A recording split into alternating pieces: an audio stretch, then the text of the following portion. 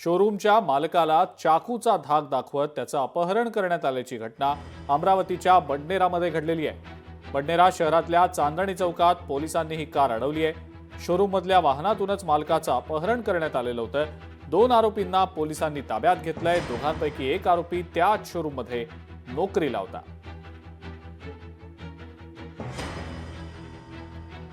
अमरावतीमधली ही घटना आहे आणि या घटनेमुळे आता आश्चर्य व्यक्त होत आहे। शोरूमच्या मालकाला चाकूचा धाक दाखवत त्याचंच अपहरण करण्यात आल्याचा प्रकार बडनेरामध्ये घडलेला आहे।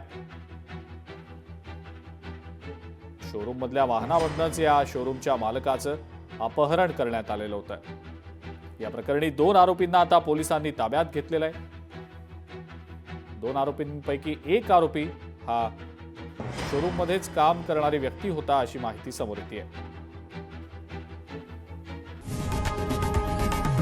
लोकशाही मराठी ऐका, पहा, जागरूक रहा।